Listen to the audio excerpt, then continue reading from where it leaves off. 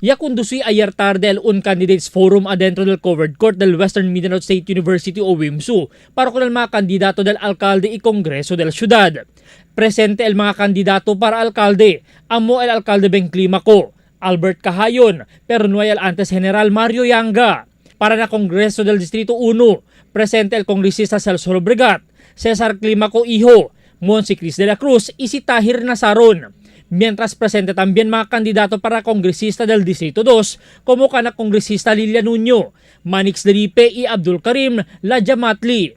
Na forum concentrao el diskusyon para el sektor de edukasyon kaya prepara el grupo del boto para sa mga bata. Uno por uno a contesta el mga kandidato acerca el edukasyon del mga bata kita necesita según el special education.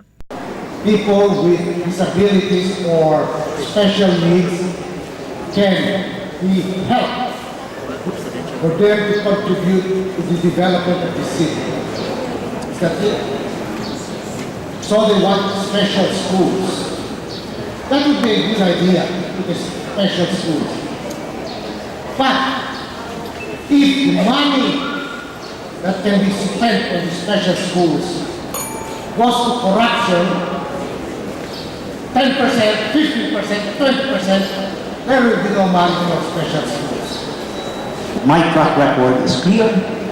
I am committed towards this cause, and I have to travel in faith. I have already 2 properties identified for it. The idea of establishing a school for disabled persons is a noble idea. But you have to realize that people that are differently able come from Vitali all the way to Limba. So if you are going to bring all of them to one place, it will be more difficult. We have to strengthen the special education system in the elementary so that everybody from Limpapa to Licoro who's disabled will be able to get their education.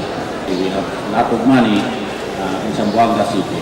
So we should incorporate that in at least we have 11 districts in Zamboanga City.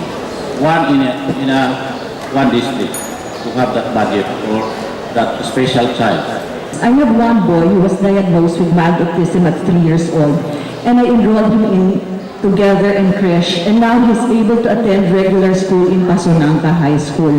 We have special education schools in the city of Zamboanga, and thus we must really train more teachers in special education, because it's in training teachers and giving parents an opportunity to understand the special needs of their special children that these children will be able to have a better opportunity.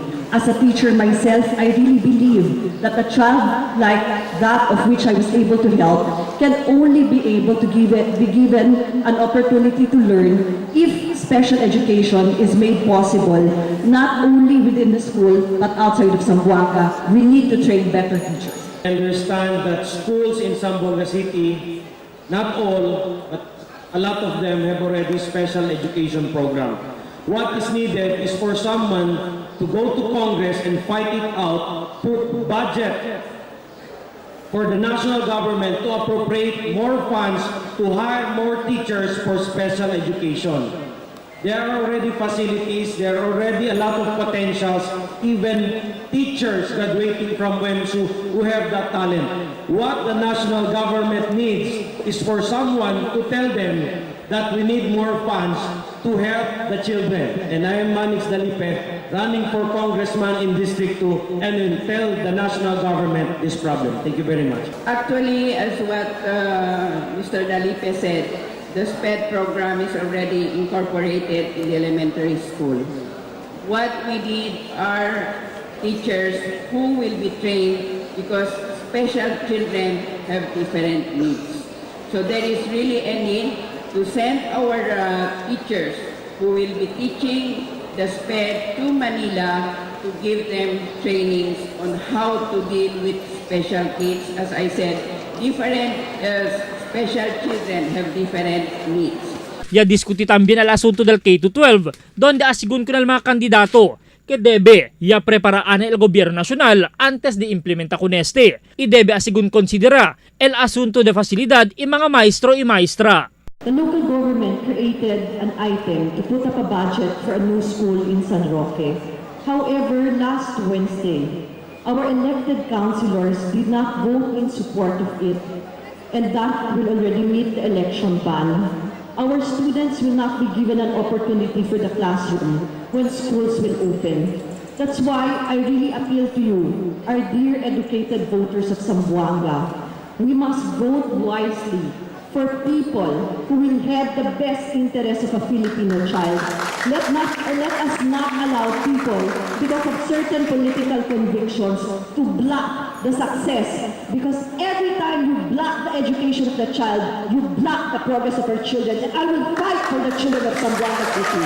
Mark my words. Ya calienta el forum cuando el alcalde ven clima coquienta corre otra vez para na su dos termino. Ya hace sale su sentido acerca del sangada del era construcción de la escuela na San Roque. First of all, during my administration, we built more than 1,000 classrooms. We never asked that it be done on an emergency basis. San Roque, the one that they wanted to pass, was done on an emergency basis. In 2000 session before, there was the issue of that opening of road in Masefla that the city government was asking for approval, only to find out that the road was already being constructed before approval. So the councilors are being very, very careful, because even in that council session, one councilor even admitted that among the projects that they were asking for approval was already started. Ya contesta también el altas alcalde, ahora congresista del Distrito 1 Celso Lobregat, y asigun con él, tiene cosa de mira mali el mga konsehal, razón para sangga sila con el proyecto. Ya puede darle chance el cada candidato presenta el di mga plano na fin de la actividad. Na fin de la actividad, el mga estudyante syempre estaban na diferentes mga eskwela de kolehiyo. Amo el DCD syempre si quien kanila el debe ilihi. Base na records del COMELEC, más de 70% del mga botantes de tiempo amo el na sektor de edukasyon, iba ngayang professionals, que puede habla amo el chenebos para ilihi con el nuevo opisyal que el sirvi kanila. Pedido del mga jóvenes que era dale más atención al gobierno nacional con el sector de educación, que ahora ta queda dejado llegar el alocación del fondo desde el gobierno nacional. Albert Luna, Dateline, Zamboanga.